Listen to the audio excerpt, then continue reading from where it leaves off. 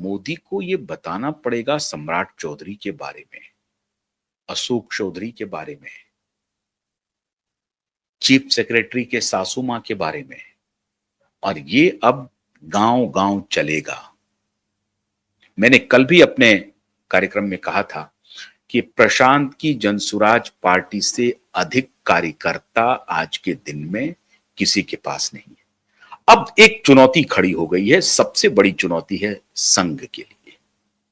जब तक संघ बाहर से जाकर के और अपने रिसोर्सेस को, बिहार के अपने संगठन को जब तक एक्टिवेट नहीं करेगी, भारतीय जनता पार्टी के लिए भी बहुत बड़ी मुश्किल है। राह बहुत कठिन हो गई है, डगर बहुत कठिन है।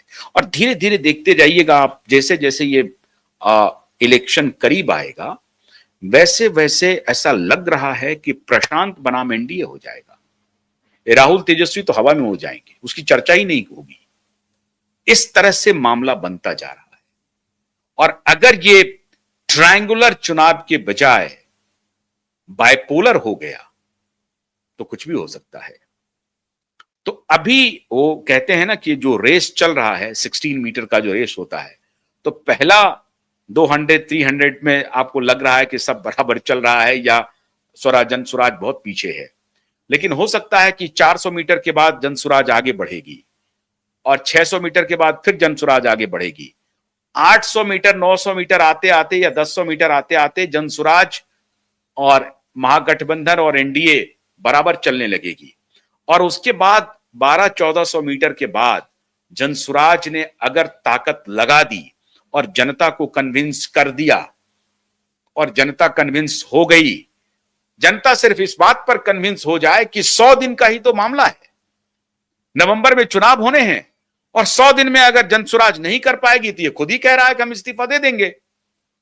तो अगर जनता को यह बात पसंद आ गई कि 100 दिन का रिस्क लिया जा सकता है, और वो कह रहे हैं कि मेरी सरकार अगर नहीं बनी, मानिए अगर मुझे मेजॉरिटी नहीं आई, मैं अलायंस नहीं करूंगा, फिर हो जाए चुनाव, कोई बात नहीं है। तो जो स्टेटेड स्टैंड है, मुझे नहीं मालूम कि पॉलिटिक्स जो है ये एक कॉम्बिनेशन भी है संभावनाओं का, लेकिन प्रशांत पहले से ही उन संभावनाओं को खारिज कर रहे हैं। वो कह रहे हैं कि मैं अलायंस में जाऊंगा ही नहीं। अगर मुझे 20 सीटें आई तो ना तो मैं इसके साथ बैठूंगा ना मैं उसके साथ बैठूंगा। वो अरविंद केजरीवाल की तरह नहीं कि कांग्रेस से भी पिंगे बढ़ा करके और सरकार बना ले, ऐसा नहीं करेंगे प्रशांत कह रहे हैं कोई बात नहीं है, नहीं मिला सीट, हम दोबारा जाओ चुनाव में, राष्ट्रपति शासन लगाना है लगाओ, लेकिन इलेक्शन में लेके चलो। अब ये स्टेटेड जो स्टैंड है, जो प्री इलेक्शन वो बोल रहे हैं, और प्रशांत कह रहे हैं कि अगर मैं झूठा साबित हुआ तो मैं सदी का सबसे बड़ा ठग कहलाऊंगा, और मैं ये तोहमत लेना नहीं चाहता हूं, इसलिए आप निश्चिंत रहिए कि मैं झूठ नहीं बोलूंगा। जिस तरह से प्रशांत चुनौती दे रहे हैं रेवंत रेड्डी को, जिस तरह से प्रशांत चुनौती दे रहे हैं अन्य नेताओं को कि होश में रहिए, जैसे वो राज ठाकरे को लुम्पिन कह रहे हैं, या अन्य लोगों को जिस तरह से चुनौती दे रहे हैं, उस चुनौती से स्पष्ट लगता है कि प्रशांत के मन में सिर्फ बिहार नहीं है, बिहार के बाहर सोच रहे हैं प्रशांत। और मैंने कल भी आपको कहा था कि अगर प्रशांत की सफल हुए तो अगला निशाना सबसे पहले दिल्ली ही होगा। इसलिए दिल्ली के नेताओं को बड़े चाक चौबंद रहने हैं, ध्यान रख लीजिए। दिल्ली में आपकी दाल बहुत कठिन होने वाली है अगर प्रशांत बिहार में सफल हो गए तो दिल्ली में जो ये चल रही है ना, ये दिल्ली में दिल्ली के नेता सजग हो जाएं।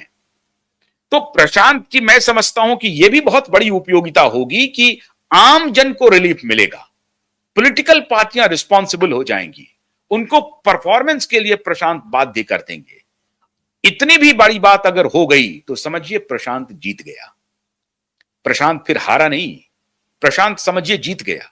अगर उन्होंने पॉलिटिकल पार्टी को रिस्पॉन्सिबल बना दिया, जो वो कहते भी हैं भाषण में कि अगर मेरी बात, अगर वो अच्छे कैंडिडेट दे देते हैं और मेरे पास कैंडिडेट नहीं है तो मैं अपने वर्कर को कहूंगा कि अच्छे कैंडिडेट को वोट दो, लेकिन उनको मालूम है कि अच्छे कैंडिडेट नहीं देंगे, ये भ्रष्टाचारी जो हैं वो नहीं देंगे। मोदी जी हो सकता है कि देने की कोशिश करें, लेकिन मुझे नहीं मालूम। जब कमरिया हिले लापा लौप वालों को आप लाएंगे तो मैं व्यक्तिगत रूप से मैं इसका मतलब ये नहीं है कि पवन सिंह की मैं आलोचना कर रहा हूं, बिल्कुल नहीं। मैं उस सिंगर की आलोचना नहीं कर रहा हूं, सिंगर की तारीफ कर रहा हूं। सिंगर हैं, सिंगर के लिए उनको जितनी पॉपुलैरिटी मिलनी चाहिए उनको मिल रही है, जितना समर्थन उनको मिलना चाहिए उनको मिल रही है। हम भी उनके प्रशंसक हैं, बहुत अच्छे गाते हैं, बहुत अच्छे कलाकार हैं, हम उनके प्रशंसक हैं। तो अगर आप ऐसे एक्टर को अपनी पार्टी में लाते हैं तो उससे बिहार का क्या भला होगा? वही नाच गाना चलता रहेगा? ये बहुत गंभीर सवाल है। चुनाव जीते जा सकते हैं, इसमें कोई शक नहीं है, और चुनाव जीत करके पहले सरकार बनाना जरूरी है, ये बात ठीक है, मैं मानता हूं, सारी बात मानता हूं। और कोई प्रशांत भी कोई इससे अलग नहीं है, प्रशांत भी अक्षरा सिंह वगैरह के साथ घूमते घूमते हैं, वो अलग विषय है। चुनाव जीतने के लिए आप सारे तिकड़म करिए, लेकिन एक स्थापित पॉलिटिकल पार्टी को, भारतीय जनता पार्टी को, अगर अंत में पवन सिंह के आश्रय काम करना पड़ रहा है तो ये बहुत चिंतनीय है। और मैं अपने बीजेपी के सभी मित्रों से यह आग्रह करूंगा कि इस पर थोड़ी चिंता कीजिए कि आज आपके पास मोदी हैं, आपके पास अमित शाह जी हैं, उसके बाद भी आपको पवन सिंह जी को लाना पड़ रहा है। तो मुश्किल में तो आपको प्रशांत जी ने डाल दिया है।